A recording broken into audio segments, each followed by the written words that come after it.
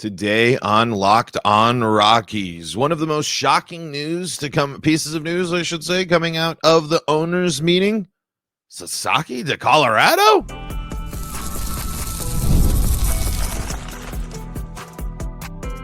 You are Locked On Rockies, your daily Colorado Rockies podcast. Part of the Locked On Podcast Network, your team every day. Rock on Rockies fans, welcome into the Locked On Rockies podcast for today, the 12th day of December in the year 2024. I'm your host of the Locked On Rockies podcast, Paul Holden, bringing you your daily Colorado Rockies talk right here on the Locked On Podcast Network, where you can find your team every day. If your team is the Colorado Rockies, you're in the right spot because that's what we do around here each and every day, free and streaming on your favorite streaming services and on the Locked On Rockies YouTube channel, where you can be part of the show. You can fire off your Rockies hot takes. You can let me know what's on your mind. Best way, if you want to be part of the show, if you want to fire off your takes, if you want to interact, head on over to Locked On Rockies, click that subscribe button, fire off your comments. You don't technically have to subscribe to leave a comment, but certainly helps the show if you do subscribe there and like the videos as well. Really do appreciate all the support there. YouTube was weird yesterday. It looked like we hit our goal at 1,000, and then we dipped back down to 995. So right now, the quest for 1,000 subs still continues, so would really, really appreciate that. It's a huge help. It's a huge milestone for the show.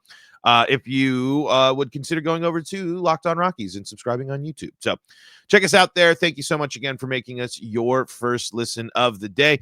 My name is Paul Holden. I am your Rockies fan extraordinaire. Been bringing you this daily Rockies talk for over 3 seasons now, and I've been following and loving this team my entire life. Today's episode is brought to you by Gametime. Download the Gametime app, create an account, and use code LOCKEDONMLB for $20 off your first purchase. Okay, so let's talk about one of the crazier stories that happened, and it was just the fact that the Rockies were aggressive in reaching out to Roki Sasaki and his agent, already trying to discuss things. Now, let's just set the stage here. And this was, by the way, reported originally from Thomas Harding. We're going to read from a piece from Thomas Harding on MLB.com today. But here's what the tweet said. Joel Wolf, agent for just posted Japanese right-handed pitcher Roki Sasaki, acknowledged that the Rockies were one of the first 3 teams to contact him with interest. Sasaki, 23, is considered an international amateur who's limited to a minor league contract / international bonus pool money. So I wanted to read from this piece here from Sports Illustrated and Sam Connon, I think, here. And this was from yesterday. Let's see here, because I want to read. So basically what the deal is and how it's. So because of how he's posted, because of the situation, he can't make that big, crazy deal. He can only make that minor league contract that Thomas mentions. So that puts a lot of teams on a much, much more even playing field to be able to sign him. Now, of course, that doesn't make it more even in terms of going to a contender, going to a champion, not pitching at Coors Field, XYZ, all that stuff is certainly going to still play a factor. But money-wise, if you're just going to focus on the money, the Rockies got a shot. Money-wise, they have a chance, and I'll bring that up here. So let's just read here from this piece from Sports Illustrated. Not many headlining free agents have considered the Rockies in recent years, as the team has been largely hesitant to spend. The idea of Colorado even pursuing a superstar has become a running joke among the fan base, one that involved owner Dick Monfort responding to emails about Shohei Ohtani and Juan Soto. That's amazing, man. That's amazing that keeps getting the legs. He's so good at Twitter, man. So good. Sasaki's age and designation as an international amateur means he will be subject to teams' bonus pool restrictions, capping the amount he can earn in free agency. The Rockies have $6.8 million to work with in the 2025 cycle, while no team is starting with more than $7.6 million. That means money probably won't be a problem for the Rockies in any negotiations with Sasaki and Wolf, putting them on relatively even footing with the typical big-time spenders. And according to Wolf, Denver being one of the smaller baseball markets out there might not be a negative either. I think there's an argument to be made that a smaller mid-market team might be more beneficial for him as a soft landing coming from Japan, Wolf said. Given what he's been through and not having an enjoyable experience with the media, it might be, I'm not saying it will be, but I don't know how he's going to view it. It might be beneficial for him to be in a smaller market. Sasaki was heavily criticized by local Japanese media when he started to consider leaving Nippon professional baseball in favor of MLB. Cities like New York, Boston, Chicago, and Philadelphia boast notoriously unsympathetic media markets as well. So perhaps that could push Sasaki somewhere like Colorado instead. This does set the table for the Rockies to get the deal. If that's a big deal, if media attention is a big deal, you don't go to those big places. If you are looking for the soft landing, especially to just come get some money and then launch yourself in there, going to Colorado isn't the craziest thing to do there. Again, because if he comes into the league and he's not only successful, but he's successful at Coors Field, that adds a whole other layer to it. He's young too, so it's not like, again, the Rockies will probably not be able to get the longest of long-term deals done with him. But when you read that stuff, if it's all actually really deep, true and stuff, I mean, I'm going to imagine if he has the opportunity to go be a part of a championship contender, that's probably the top goal. But if his plan is more so to let me get into the league, let's go somewhere with a challenge in a place, because let's be real, there will be critical media coverage if he struggles, but it's not like we're that crazy in Colorado. Right. I mean, and it's not like it's as brutal. You'll get, people aren't afraid to speak up about the team.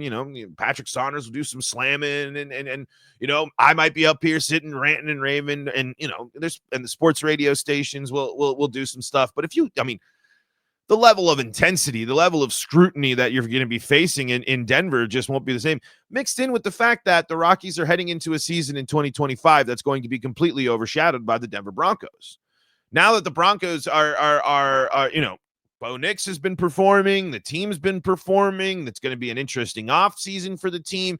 The Broncos are going to have their usual, cloud of coverage over everything mixed in with, what will the end of the summer or the beginning of the summer look like for the Nuggets and Avalanche, who are facing some interesting seasons and some interesting decisions that are going to be coming up to capitalize and maximize the windows that they're in right now.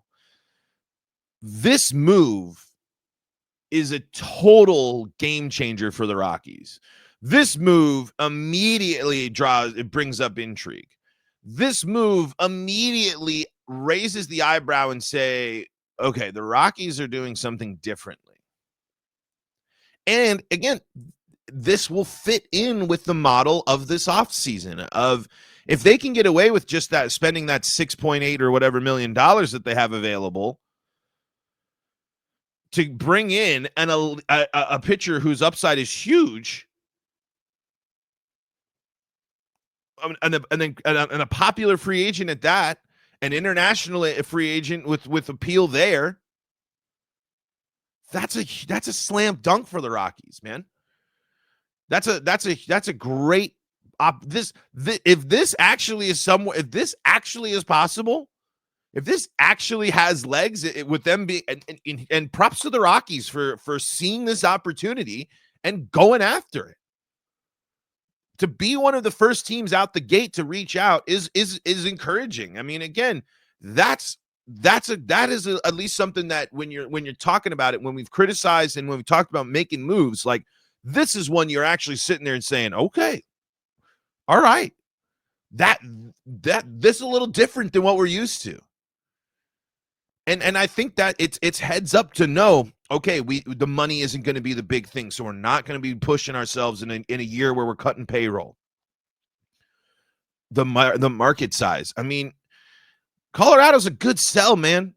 If you could just, and especially if this is a real discussions, if these are real, I'm bringing Freeland, I'm bringing Herman, I'm bringing Senza with me into a meeting, and I'm saying these guys have changed changed the narrative about pitching at Coors Field. Again, you can sit there and really, Kyle, more than ever, I'm talking, you guys know me.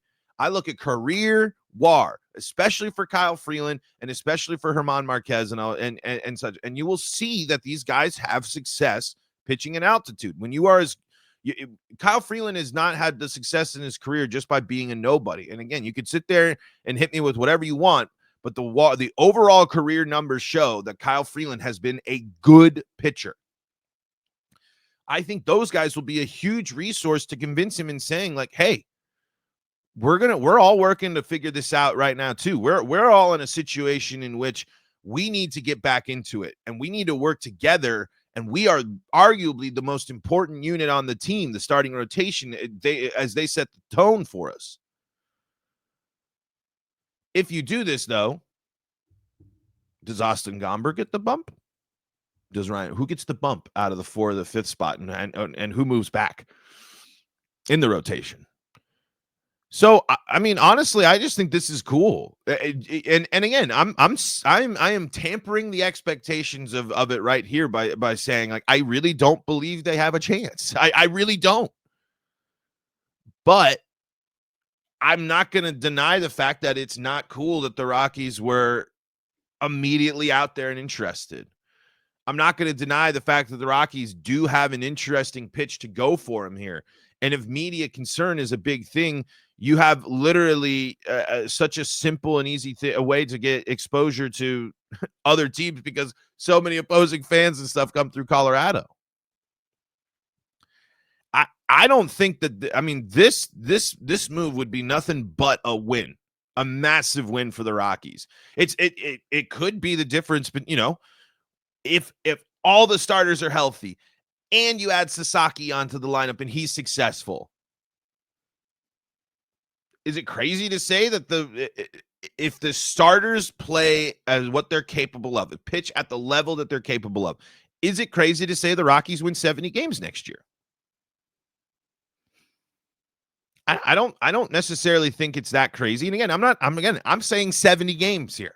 I'm not saying 85 plus in a wild card berth. I'm not saying that.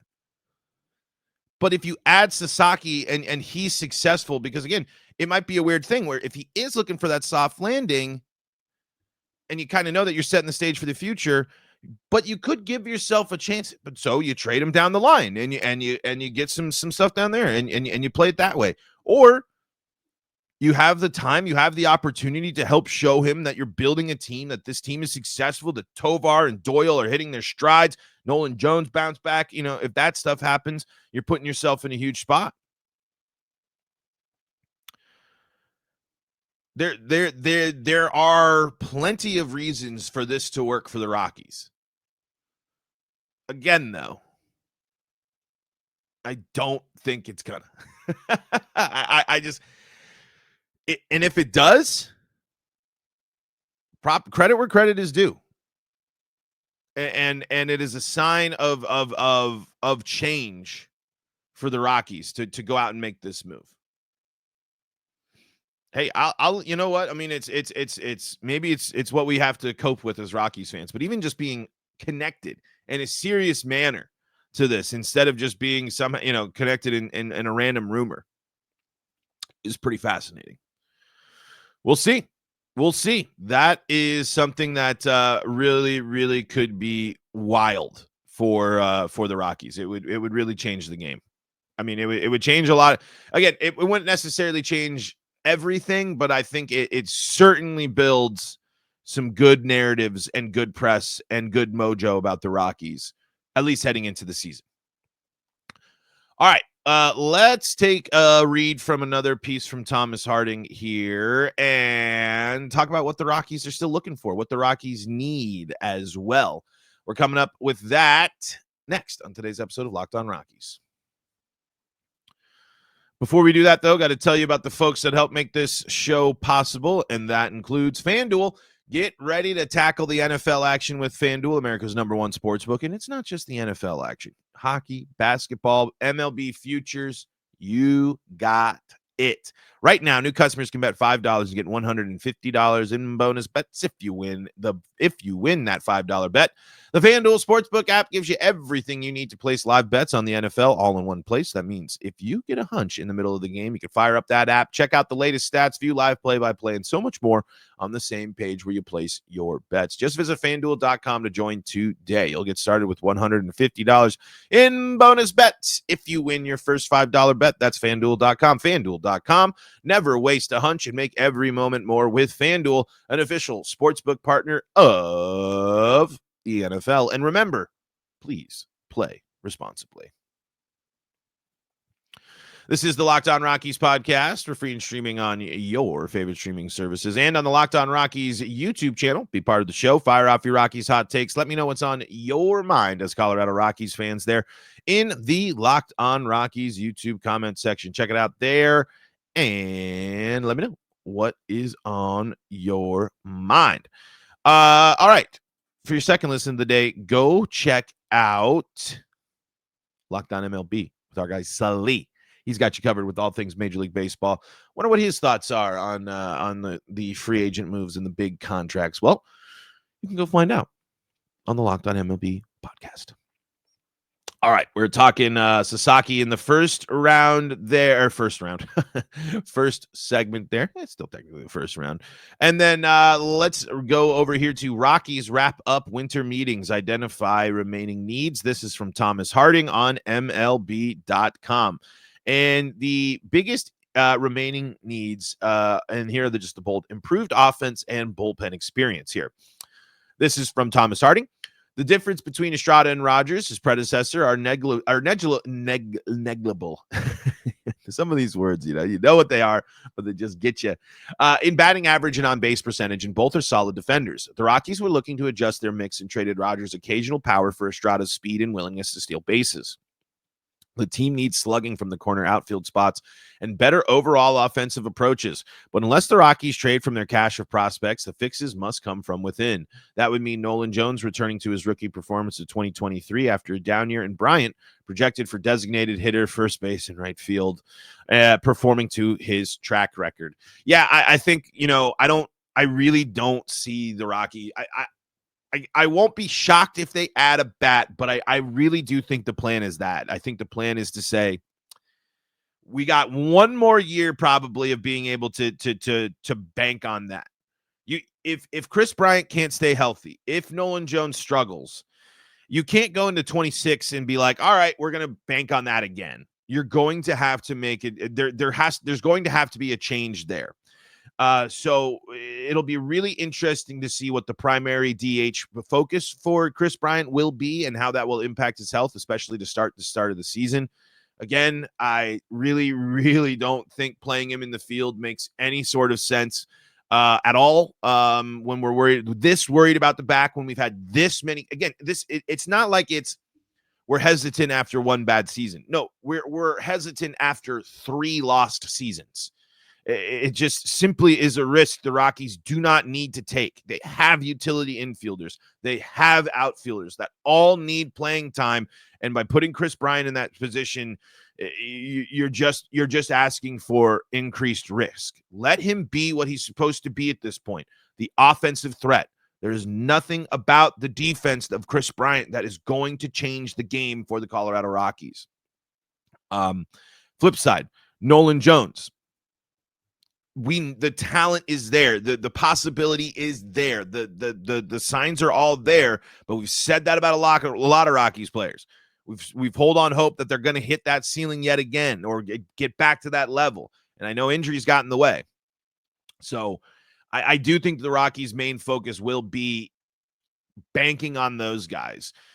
I'm hopeful, maybe the door isn't fully closed on adding some sort of a bat. But again, you're adding a person that, if you're going to add it with an offensive focus, you're going to, again, complicate the Chris Bryant situation. And so if the answer is, well, they're going to be the right field, then that complicates the situation for like 6 other guys.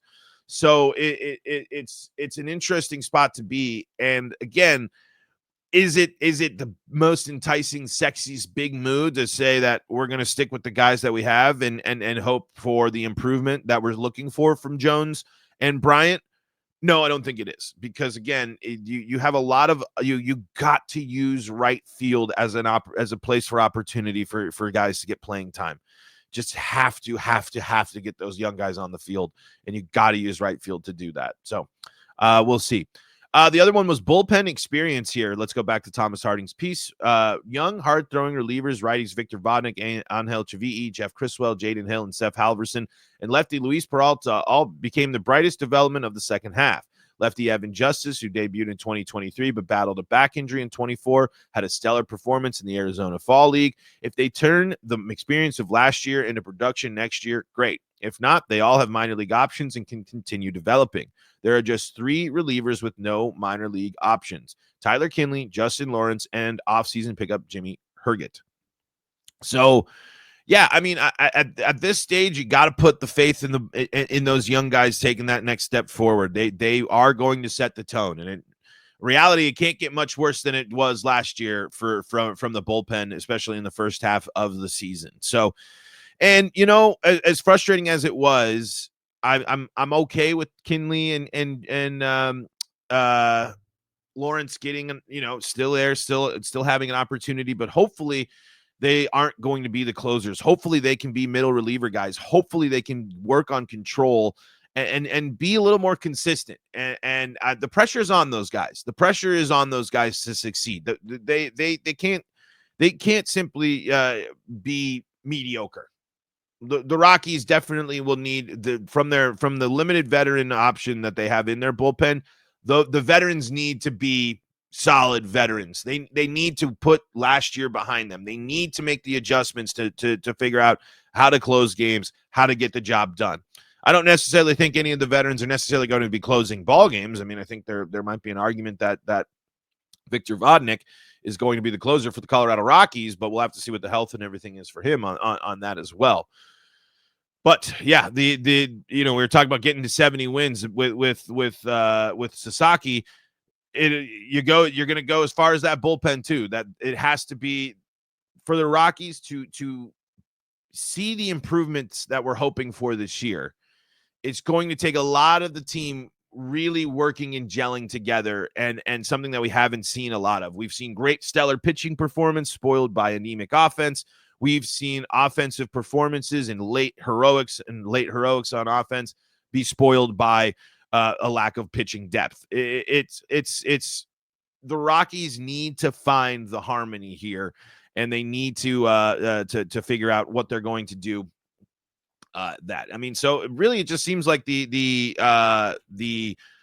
idea is that you just are you got what you have.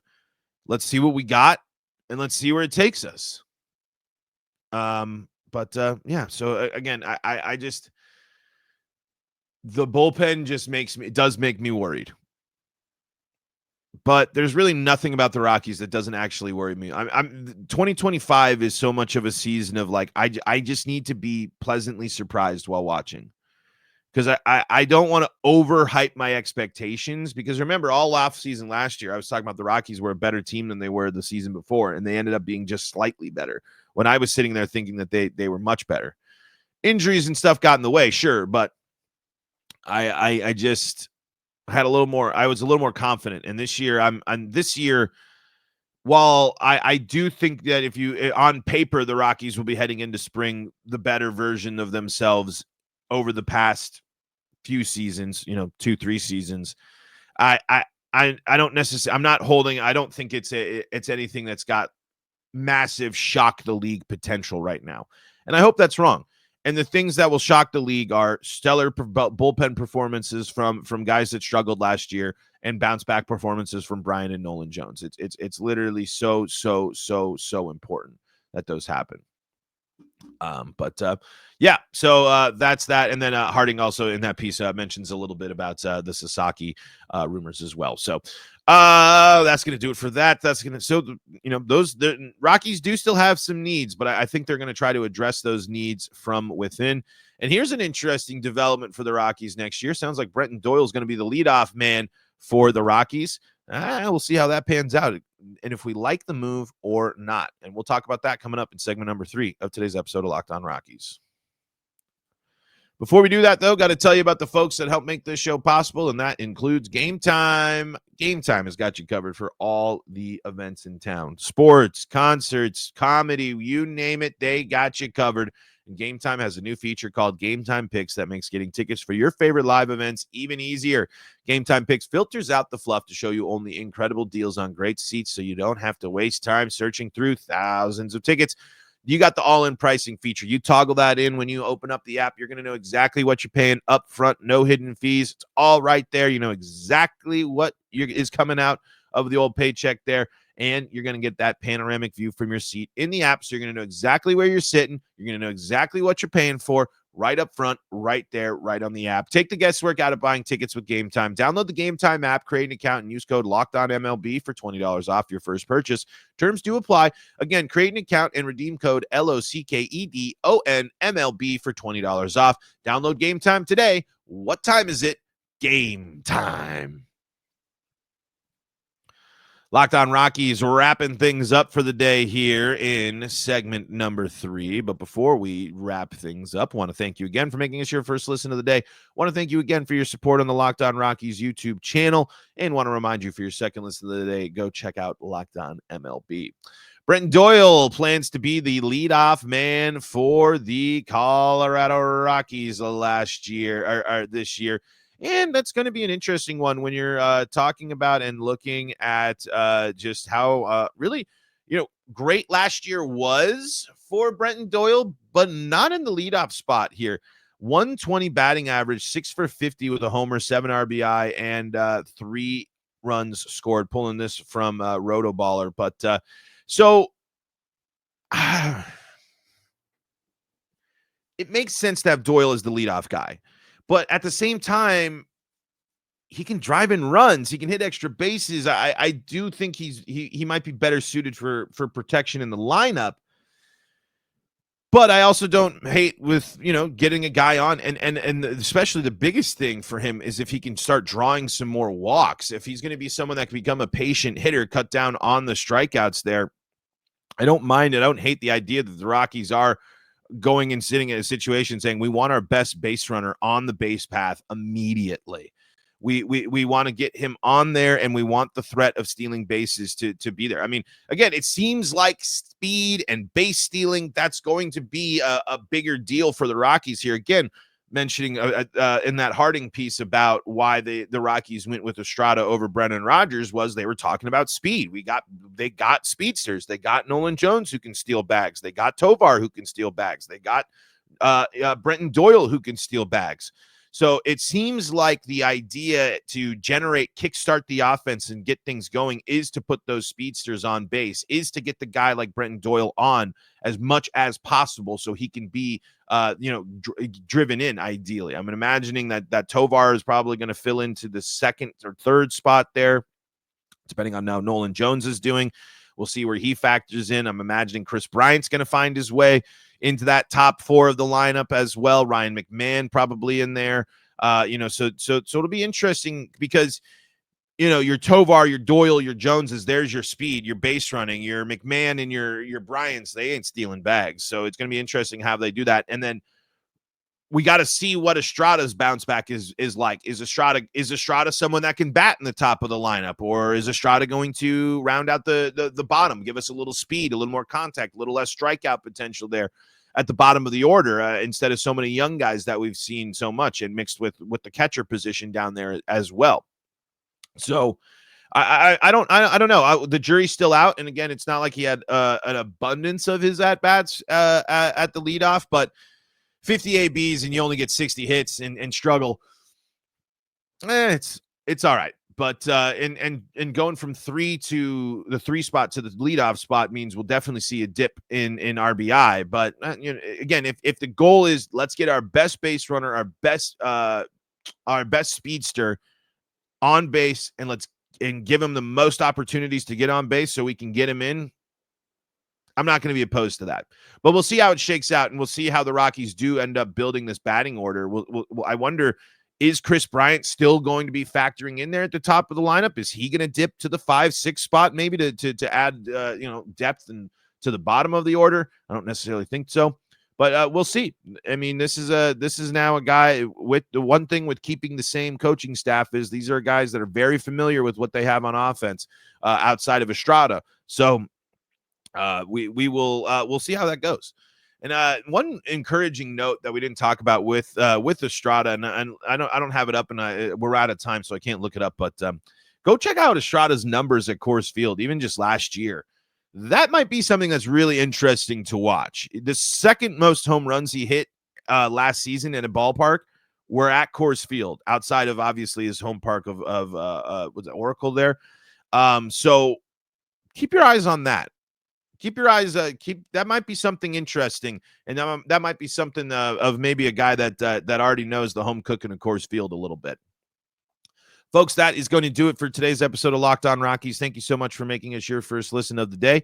We're free and streaming on your favorite streaming services and on the Locked On Rockies YouTube channel, where you can be part of the show. You can fire off your Rockies hot takes. You can let me know what's on your mind when it comes to the Colorado Rockies.